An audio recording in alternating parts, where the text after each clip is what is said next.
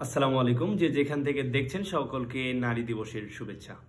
সুপ্রিয় দর্শকবৃন্দ, আজকের এই নারী দিবসে ইসলামী আন্দোলন বাংলাদেশ একটি দারুণ একটি কাজ করেছে। এই প্রথম ইসলামী আন্দোলন বাংলাদেশ 34 সদস্য বিশিষ্ট একটি নারী উইং গঠন করেছে। এই মহিলা ইউনিটে 34 জন সদস্য রয়েছে এবং এটা ইসলামী আন্দোলন বাংলাদেশ তথা আমরা যারা ইসলাম পন্থার রাজনীতির সাথে যারা সম্পৃক্ত রয়েছি তাদের জন্য একটা সুবর্ণ সুযোগ বলে মনে করছি। আসলে নারীদেরকে মাইনাস করে নারীদেরকে রাজনীতি, অর্থনীতি এবং সামাজিকতার বাইরে রেখে আসলে একটি রাষ্ট্রকে সঠিকভাবে পরিচালনা করা সম্ভব নয়। কবি কাজী নজরুল ইসলাম বলেছিলেন, বিশ্বের যা কিছু মহান সৃষ্টি চিরকল্যাণকর, অর্ধেক তার করিয়াছে নারী, অর্ধেক তার নর।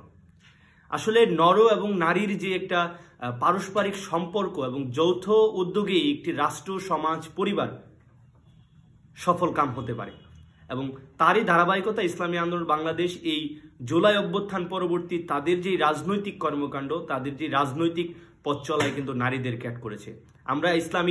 আমি ইসলামী ছাত্র আন্দোলন বাংলাদেশের একজন একনিষ্ঠ কর্মী হিসাবে আমি এটা বিশ্বাস করি যে এটা ইসলামী আন্দোলন বাংলাদেশের জন্য একটি যুগান্তকারী একটি ঘটনা হয়ে থাকবে এবং সমকালকে কৌশলে ধারণ করা হচ্ছে ইসলামী আন্দোলন বাংলাদেশের একটা রাজনৈতিক অংশ। আমরা দেখেছি বিগত 1987 সালের এই যে ইসলামী আন্দোলন বাংলাদেশ প্রতিষ্ঠার পর থেকে আজ পর্যন্ত ইসলামী আন্দোলন বাংলাদেশের কোনো রাজনৈতিক ভুল সিদ্ধান্ত আমরা দেখিনি। আমরা বিশ্বাস করি এই সিদ্ধান্ত, বিশেষ করে মহিলা ইউনিট গঠন করা আমাদের ইসলামী আন্দোলন বাংলাদেশে একটা যুগান্তকারী একটি ঘটনা বলে মনে করি। সেই সাথে এই বঞ্চিত বিশাল এই নারী সমাজকে আমরা দেখছি মিডিয়া পাড়ায় আমরা বিভিন্নভাবে নারীদেরকে বিভিন্নভাবে অন্যায় অবিচার করা হয়, তাদের প্রতি জুলুম করা হয়, বৈষম্যের শিকার হয়।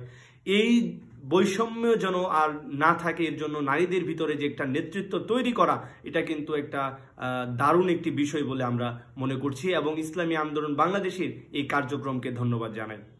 সেই সাথে আমরা দেখলাম ইসলামী আন্দোলন বাংলাদেশ গতকাল ইসলামী আন্দোলন বাংলাদেশের বিভিন্ন রাজনৈতিক সংগঠনের ব্যক্তিবর্গ এবং কূটনৈতিক সহ সাংবাদিক এবং সুশীল সমাজের সাথে যে ইফতার পার্টির আয়োজন করেছিল সেটা ছিল একদম যুগান্তকারী, ইতিহাস করার মতো একটি ঘটনা গতকাল ঘটেছে।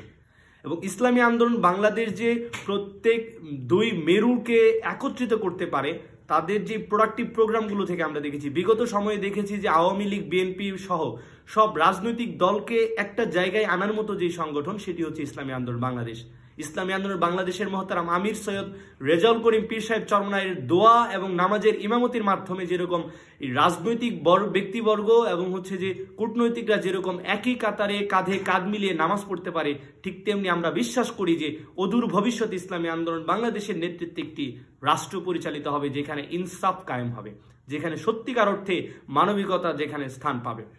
সেই সাথে রিসেন্ট আরেকটি ঘটনা যেটা হচ্ছে যে আজকে ইসলামী আন্দোলন বাংলাদেশের একটি সিদ্ধান্ত হয়েছে, সেখানে জমিয়তে উলামায়ে ইসলামের সাথে ইসলামী আন্দোলন বাংলাদেশের একটি একাত্মতা ঘোষণা করেছে। বিশেষ করে আসন ভিত্তিক নির্বাচনী জোটে তারা কিন্তু এসেছে এবং জমিয়তে উলামায়ে ইসলাম এবং ইসলামী আন্দোলন বাংলাদেশ একত্রিত হয়ে যেন আগামী নির্বাচনে দারুণ ভূমিকা রাখতে পারে, সত্যিকার অর্থে ইসলাম পন্থার বিজয় ছিনিয়ে আনতে পারে, এই প্রত্যাশা রেখে সকলের সুস্বাস্থ্য এবং দীর্ঘায়ু কামনা করছি।